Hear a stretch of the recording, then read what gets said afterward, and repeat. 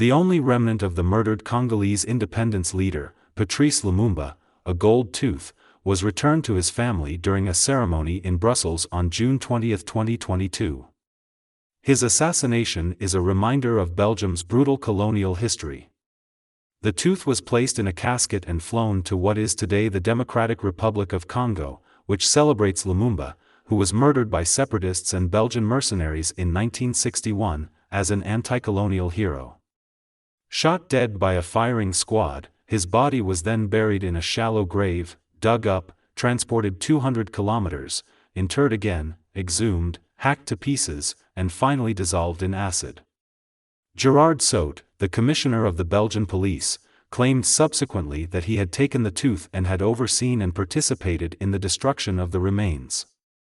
He mentioned 2 of the corpse's fingers and a second tooth, but they have not been discovered.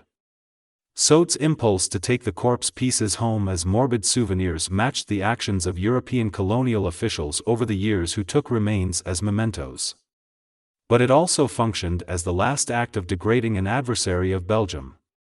The teeth and fingers Sout grabbed were a form of hunting trophy, as he put it in a video he was in from 1999. The language suggests that for the Belgian policeman, Lumumba, who was revered across the continent as a leading voice of African liberation, was less than human. At 34 years old, Lumumba had attained the position of prime minister. He led the newly independent country's cabinet after being elected during the final days of colonial control. Belgian King Baudouin hailed the colonial government in June 1960 at the transfer of authority and referred to his ancestor Leopold II as the civilizer of the nation. When he ruled what was then known as the Congo Free State as his private property, there was no mention of the millions who perished or endured brutality during his tenure. Belgian efforts to deal with the fallout from its exploitation of Congo's rubber, ivory, and timber have just started. As many as 10 million people died from starvation and disease during the first 23 years of Belgium's rule from 1885, when King Leopold II ruled the Congo Free State as a personal fiefdom. Others were murdered, or deliberately maimed to encourage others to work harder to fulfill impossible quotas of lucrative resources. It is worth mentioning that in Belgium, the international protests against racism that followed the death of George Floyd in the U.S. gave new momentum to activists fighting to have monuments to King Leopold II removed. Lumumba was not so reticent. He stunned the Belgians. Never before had a black African dared to speak the way he did in front of Europeans.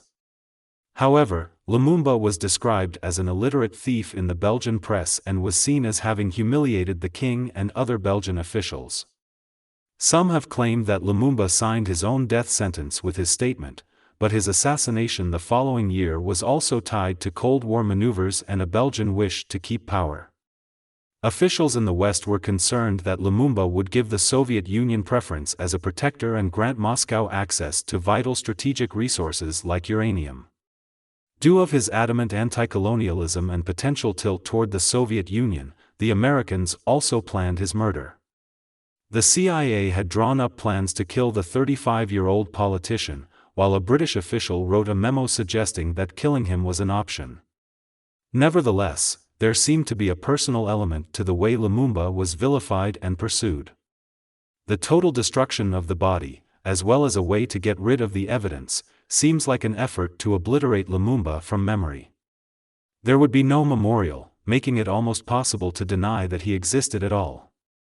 It was not enough just to bury him. But he is still remembered. Lumumba's son, Roland, said that the return of the tooth meant his family would be able to finish their mourning. Lumumba's journey from prime minister to victim of assassination took less than 7 months.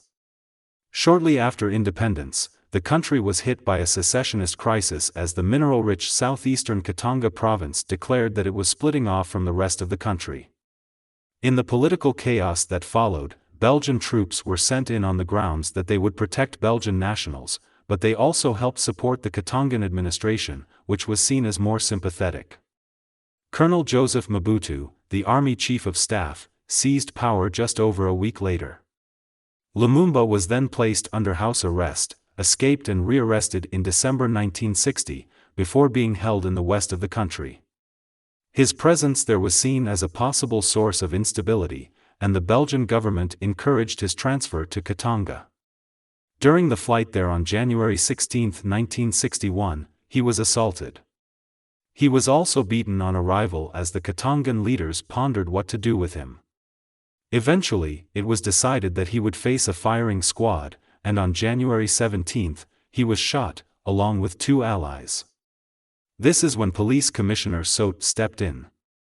Realizing that the bodies could be discovered, a decision was taken to make them disappear once and for all. Armed with saws, sulfuric acid, face masks, and whiskey, Sote then led a team to move, destroy, and dispose of the remains. It was a process that he was later to describe as traveling to the depths of hell.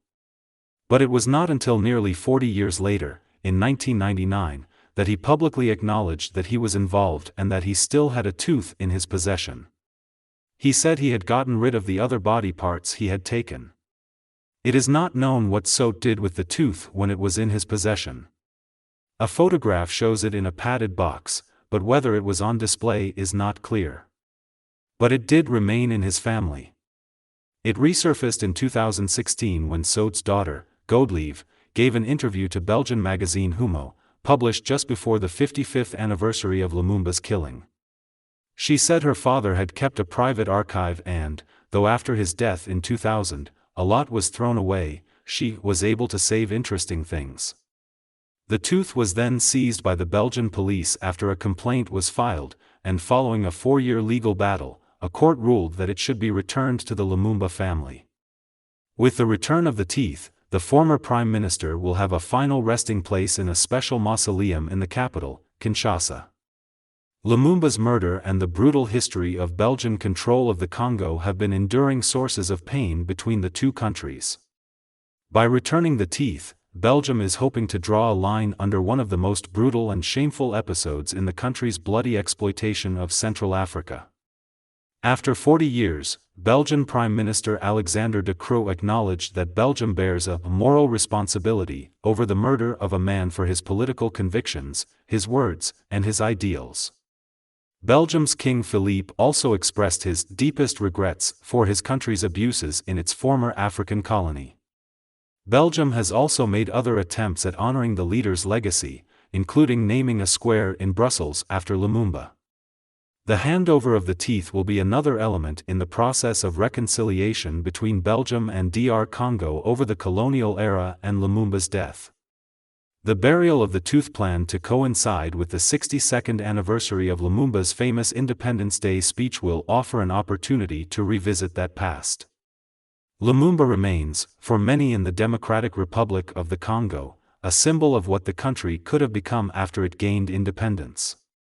Instead, it became mired in decades of dictatorship and conflict that drained its vast mineral riches.